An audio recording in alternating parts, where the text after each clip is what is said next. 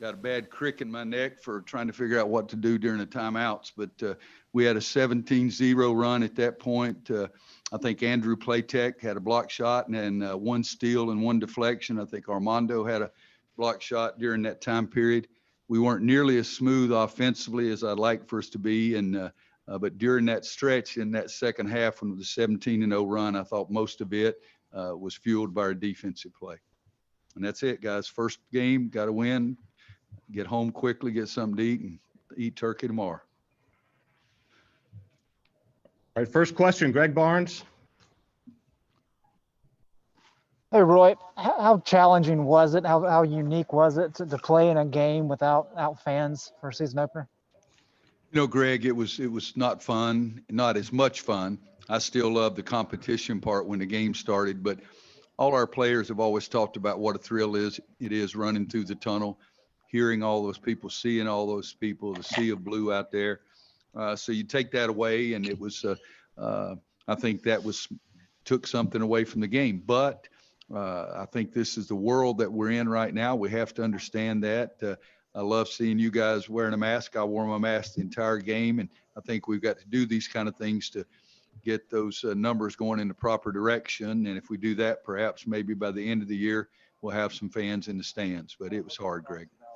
And Roy, did want to ask, Walker Kessler and Puff Johnson didn't play many minutes.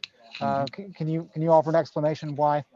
Yeah, they've just finished going through the COVID protocols and missed several practices down the last couple of weeks. And so they're back with us. They're good, and gave them a few minutes. So hopefully it'll help us down the road. Thank you. Thank you. Brian Keys, next question. Yeah, Roy, just what were you seeing at the start of the second half when Charleston was able to come back and take the lead? What was the issue happening? Guarding the ball was a big part of it, and talking on defense was a big part of it.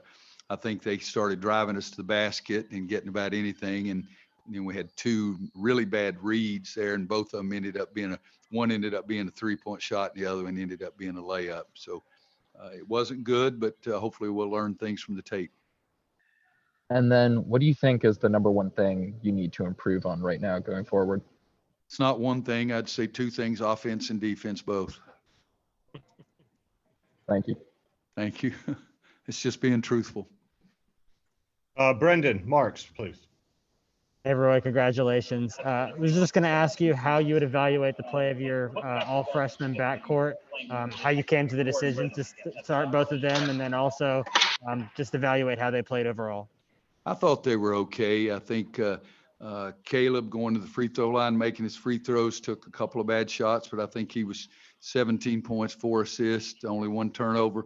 I don't think RJ had the kind of night that he's been doing in our practices sometimes, but he made 2 big baskets on the break, one on the break and one in the second half on a drive. But they've really done a nice job in the preseason practice, and started because I thought they gave us the best chance to have our best 5 out there. Thank you. Thank you. C.L. Brown. Roy, I apologize. Brown. Can you hear me? Yes. Okay, I apologize if this was asked. I'm having some technical difficulties. Would you say that the shooting, the 3-point shooting, was that a matter of jitters and, first game nerves? Because I felt like you guys had some open opportunities that just didn't go down. Well, I think we're going to be a much better shooting team than we were last year. We didn't show it tonight, but guys, we had 4 freshmen in the top 6 or 7 guys in the game, and this team probably needed an exhibition game and a scrimmage, or 2 exhibition games, maybe more than any team I've ever had. And so the whole thing was different. Just getting them out there in front of the TV cameras, they knew it was there. We had a couple of parents there, and I think hopefully it was experience, because I see us make a lot of shots during practice. Thanks, Coach.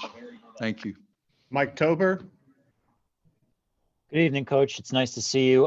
Staying on Thanks, the freshman front, I want to ask you your thoughts on the play of Day'Ron Sharp. Obviously, he looked pretty impressive getting up and down today. It was a flip of a coin kind of thing who I was going to start with the big guys, because Day'Ron's had a magnificent preseason. And in fact, I was going to start him in the second half. but he already had the 2 fouls, and I didn't want to start him and get the 3rd foul so quickly. But that was the plan, was to start Armando and then start Dayron in the second half and start Garrison both halves. And when Walker Kessler gets back in better condition physically and understands a little more mentally over the practices that he missed, we'll play all 4 of those guys. And I said something to Armando during the course of the game late that, we're going to keep giving them rest. So while you're out there, you got to bust your tail and play the best you can. And I think that long term is hopefully going to be good for us. Adam Smith, last one for Coach here. Hey, Roy, you had said during the preseason that you thought you would be fine coaching in a mask and getting your point across and everything. Just what was that whole situation like when it actually happened tonight? And what were your thoughts on just the spaced out bench and everything? How was it just navigating that whole different situation? Well, I've had my mask on every practice, every possession, every day. So it was not new to me. I don't necessarily like it, but I do think that we get a chance to set an example for other people. I'd rather not have the mask on, but I think it's more intelligent. And so I'm going to wear a mask all the time, and other coaches may, or they may not. That's up to them. But so I was used to it. The players were used to it. Trying to get your message across perhaps could be a little more difficult, but that was not a problem to me. And the setting, we've had 2 scrimmages amongst ourselves, not anybody else, but we've had 2 scrimmages, and we've had the chairs set like that for those 2 scrimmages. So that was, it was not unusual for us. It was not as comfortable as it is when the crowd's going crazy and enjoying themselves like that. But it was not completely new for us because we've already done that.